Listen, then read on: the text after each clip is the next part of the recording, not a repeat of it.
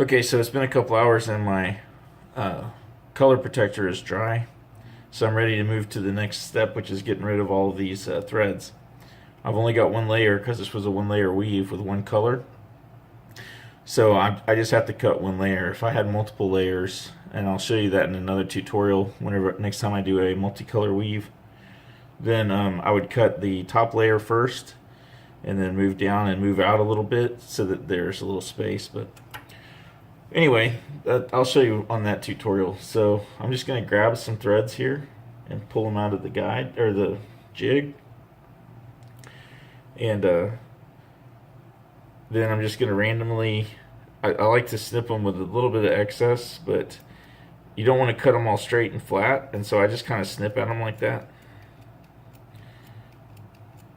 at different angles, and it makes them different lengths and kind of flayed out at the ends of the threads, which is good because if you have a nice smooth straight cut, what'll happen is when you're trying to put your finish wrap on it, it will try to roll off of the threads. It'll get to the edge of the straight line cut that you did, and the thread will, your wrap thread will just slip off, and it's really hard to conceal your tips of your thread if they're cut straight.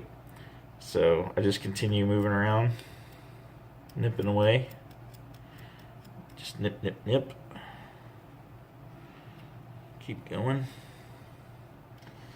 So yeah, this is pretty simple. But like I said, you know, whenever I first started doing it, I would just cut it straight like that. Clip, that's bad news. It's really hard to conceal. So it's better to just scissor away at it and make it kind of random and jagged. So there you go. That's it. That's all there is to it. So you can see that those threads are all different lengths and kind of gnarly. I hope you can see that. They're a little bit longer than I want them because I'm going to try to put some J-Tob right in here. I might record that when I'm doing it, but I'm not really going to be trying to coach anybody through that because I'm definitely not an expert on those kind of deals, on all the decorative wrapping. But it always fancies it up to put a little, you know, accessory work in there.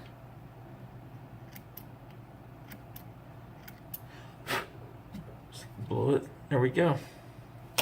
Okay, and then on the tape side, if you followed through the tutorial from the beginning, then you were here with me whenever I taped all this down initially. And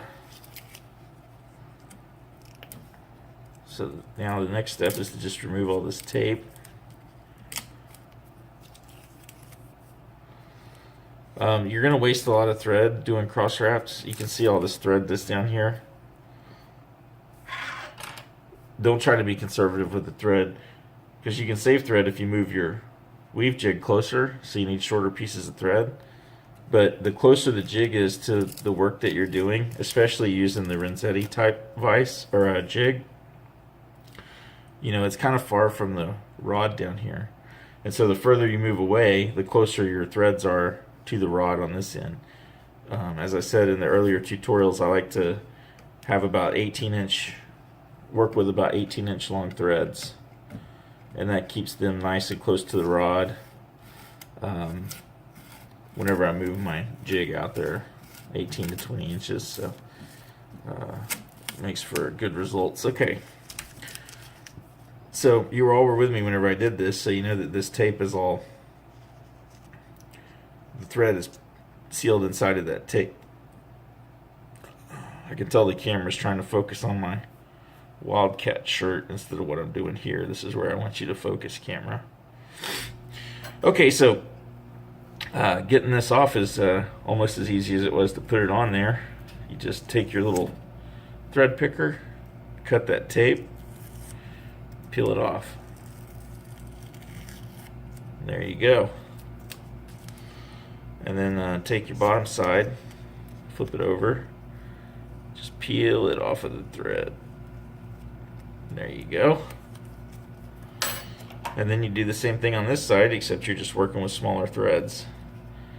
Just pull them taut and nip them, randomly nip them, so that you can get that same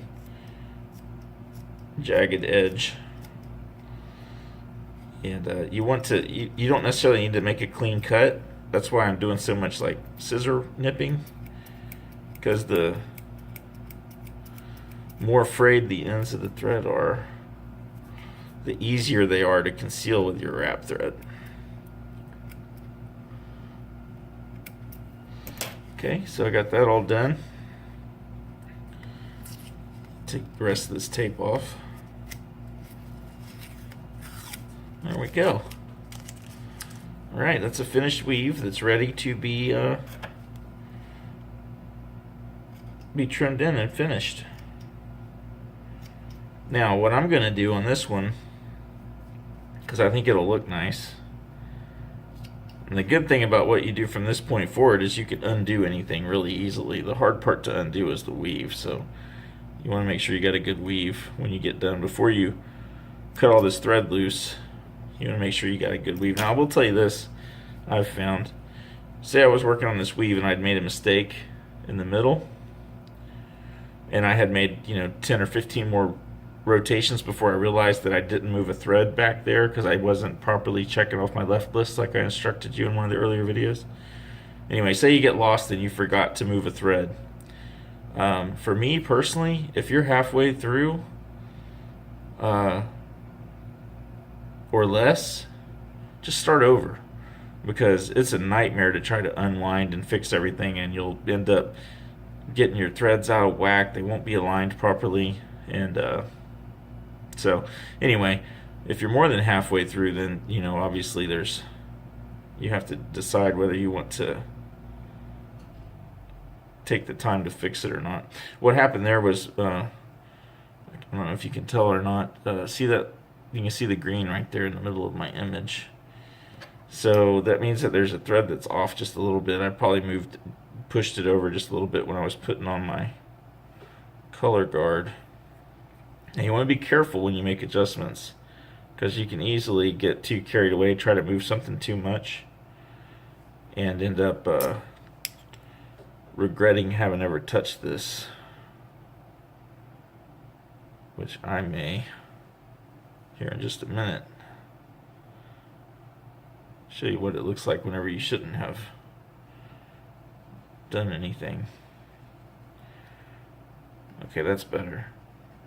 Now I've already color treated this, but those threads are not all completely glued down, and you can still rub them a little bit if you're not liking the way they look, and try to clean it up a little bit. So